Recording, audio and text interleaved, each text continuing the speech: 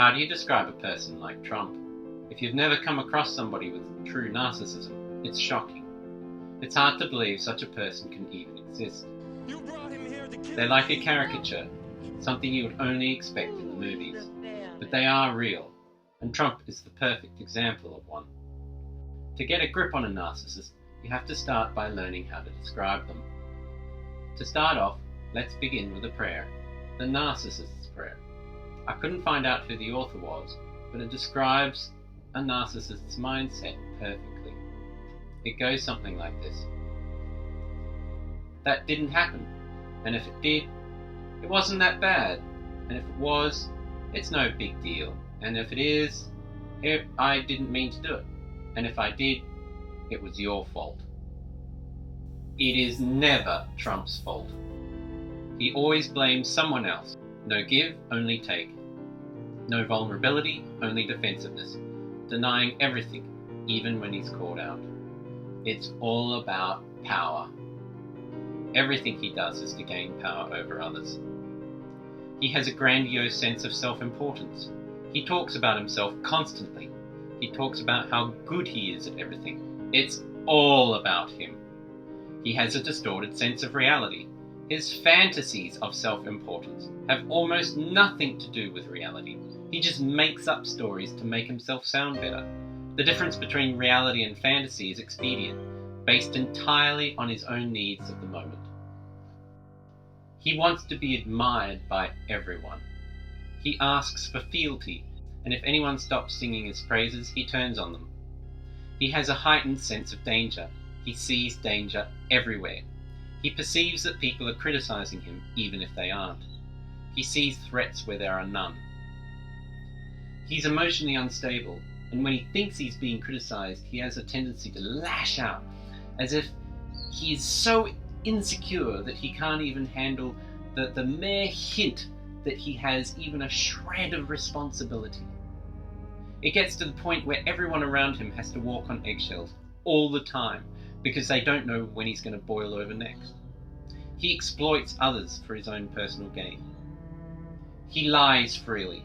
Trump lies even more than a normal narcissist. Normal narcissists don't lie all the time, but that doesn't matter anyway, because they might as well be lying all the time. Everything they say is designed for personal gain. They may not be lying, but it's only because it fits in with their motives. He prioritizes his own image over everything else, and for Trump, that means over the American image itself. He would rather see America burn than feel like he has been slighted. He lacks empathy. He doesn't care about people. He uses relationships to get the things he wants.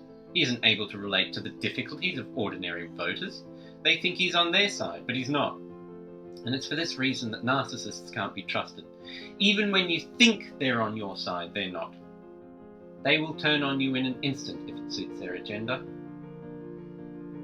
He lacks self-insight. He doesn't realize how transparent he is, and he can't see the effect he has on other people. He refuses to admit a lack of knowledge, and like many narcissists, he doesn't seem to be good at anything at all, anything except manipulating people. He doesn't have leadership skills or business skills. He can't bring people together, and he hasn't been able to create successful businesses not based on scamming people. He's divisive. He splits a community, in this case America, right down the middle by inflaming differences. He pushes the boundaries constantly. He'll do something bad, defend it, then he'll blur the line between what's right and what's wrong. Then he'll push the boundaries again, and again, and again, until everything is spiraled into insanity, and you'll never be able to pinpoint when it happened, because there was no tipping point. This is the way narcissists work. He's got a band of zealous followers who seem completely blind to his extreme nature, and will follow him to certain doom.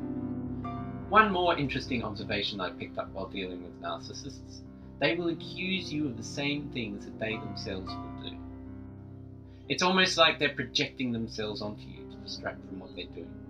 It actually becomes a kind of future predictor, where if they accuse you of something they haven't done yet, then chances are they're going to do it to you soon.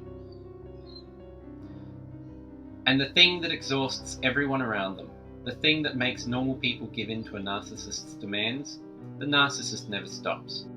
They feel no shame that might stop them. They just keep going, There's never a break. It's perpetual and unrelenting, crashing the world around them from one crisis to another. And even after all this, he never changes. There's no shame, no empathy. He can't see his effects on others. There's nothing to tell him that he ought to change.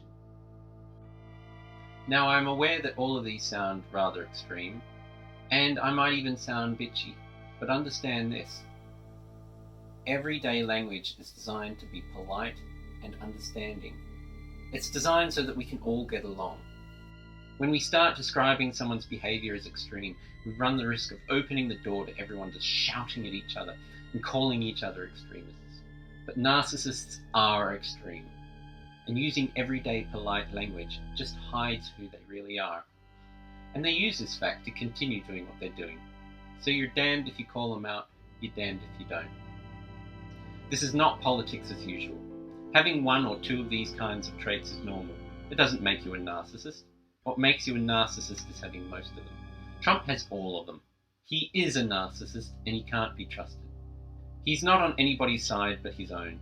He won't do what Republicans want unless their goal is to cause anarchy, which I'm pretty sure it's not.